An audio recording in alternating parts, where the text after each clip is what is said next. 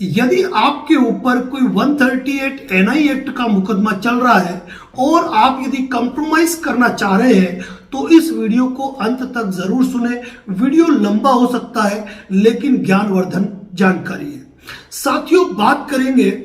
कि जब किसी व्यक्ति के ऊपर चेक बाउंस का मुकदमा लगता है तो उसमें सबसे पहले व्यक्ति को लीगल नोटिस आता है चेक बाउंस होने पर, बाउंसिंग की 30 दिनों के अंदर।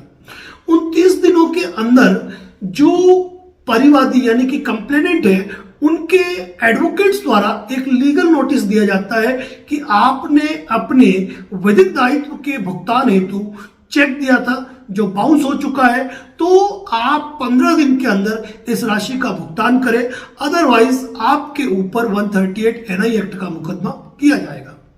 अब मान लीजिए आप ये मानते हैं कि सामने वाला व्यक्ति पैसा मांग रहा है और मुझे देना है,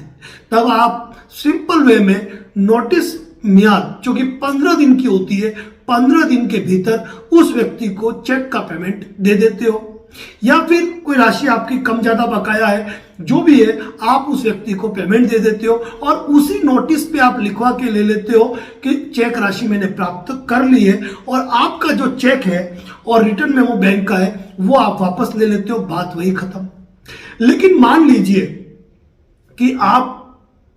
के पास पैसा नहीं है और आप पैसा देना चाहते हो, आप पार्टी से बात कर लेते हो कि भाई मैं आपको पैसा दे दूंगा, इसके बावजूद उसने केस फाइल कर दिया, तो कोर्ट से आपको जब समन जारी होगा, यानी कि कोर्ट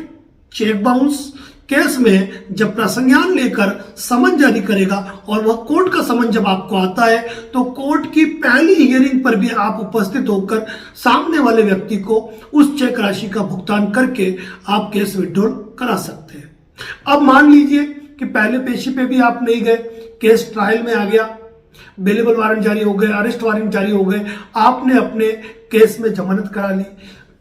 तो जब तक आपको दोषी सिद्ध नहीं कर दिया जाए उस समय तक किसी भी स्टेज पर दोनों ही पक्षकारों के मध्य बातचीत हो जाती है, राजीनामा हो जाता है और वह केस विड्रॉल करना चाहता है कंप्लेनेंट, तो किसी भी स्टेज पर केस विड्रॉल कर दिया जाता है। यहां पर मैं एक सजेशन देना चाहूंगा मेरे जितने भी व्यूअर्स हमें देख रहे हैं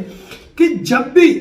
कोई व्यक्ति जिसने कि आपके खिलाफ चेक बाउंस का मुकदमा किया है तो ऐसे मामले के अंदर जब आप राशि का भुगतान करते हैं तो आप कोर्ट में उपस्थित होकर करें, अपने एडवोकेट की मौजूदगी में करें, क्योंकि कई बार कंप्लेनेंट आपसे कैश राशि या अकाउंट में भी राशि ले लेता है लेकिन वह कोर्ट जाकर केस विड्रॉल नहीं करता है और आपके ऊपर लिटिगेशन पेंडिंग रहता है। तो ऐसी स्थिति में जब आप किसी से समझौता कर रहे हैं तो समझौते की स्थिति में आप कोर्ट में पैसा दें और उसको केस विड्रॉल करवाएं हाथों हाथ खड़े रहकर, नहीं तो धन भी जाएगा और धन भी। कहने का मतलब यह है कि आपका पैसा भी चला गया और सामने वाले व्यक्ति ने केस नहीं उठाया और बाद में आपको फिर उसकी जी हुजूरी करनी पड़ेगी या उसकी अवांछित मांग को पूरा करना पड़ेगा।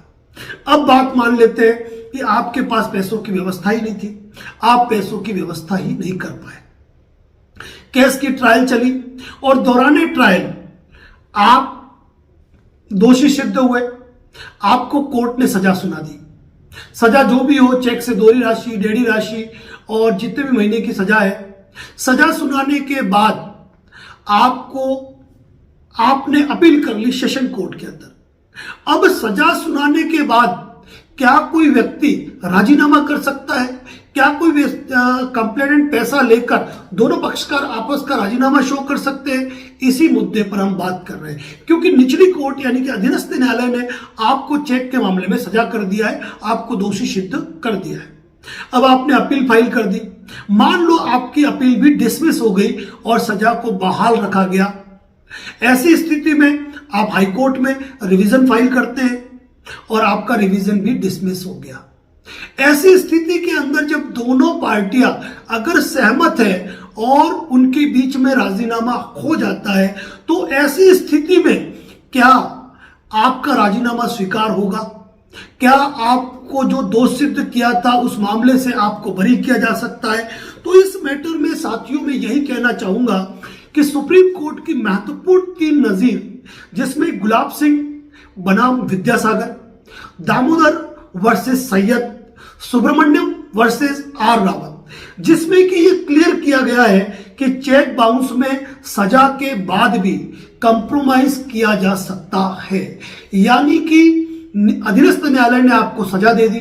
भले ही आपकी अपील डिसमिस हो गई, भले ही आपका रिवीजन स्वीकार नहीं हुआ, ऐसी स्थिति में भी जब दोनों पार्टियों के मध्य आपस में राजीनामा हो जाता है तो ऐसे राजीनामे के आधार पर आपको उस मामले से बरी किया जा सकता है और आप आपस में समझौता कर सकते हैं। क्योंकि 138 एनआई एक्ट का जो मुख्य ध्येय है वो ये है कि जिस व्यक्ति के बैंक खाते में चेक बाउंस हुआ उसको उसकी राहत मिले। भले ही ये क्रिमिनल केस है, लेकिन इस मामले में सीआरपीसी में कुछ ऐसे मामले हैं जिनमें सजा के बाद भी समझौते के प्रोविजन किए हुए हैं और 130 एनआई एक्ट भी उसी दायरे के अंदर आ रहा है जो 3 नजीरें आपको बताई उस आधार पर। साथियों, चेक बाउंस से रिलेटेड कई वीडियो हमारे इस यूट्यूब चैनल, फेसबुक पेज पर पोस्ट है, आप हमारे चैनल पर जाकर विविध वीडियो देख सकते हैं। यदि आपके मन में कोई भी कानूनी सवाल है और किसी कानूनी सवाल का आप जवाब चाहते हैं तो मैं सर्वप्रथम यही कहूंगा कि YouTube पर advocate Narendra Joshi associate search करके उसके लॉन्ग वीडियो और शॉर्ट वीडियो देखें। आपके हर सवाल का समाधान मौजूद है हमारे इस YouTube चैनल पर। इसके साथ ही यह कहूंगा कि अनावश्यक कॉल न करें और किसी विशेष मुद्दे पर यदि आप हमसे बात करना चाहते हैं तो पहले कॉल बुक करें। कॉल बुक का टेक्स्ट मैसेज करें, आपकी कॉल बुक होने पर आपको खुद ब खुद कॉल आ जाएगा, लेकिन अनावश्यक कॉल करके परेशान न करें। बने रहे इसी प्रकार हमारे YouTube channel, Facebook page, Instagram पर अगले वीडियो के लिए तैयार रहे। धन्यवाद। जय हिंद, जय भारत, जय मेवाड़।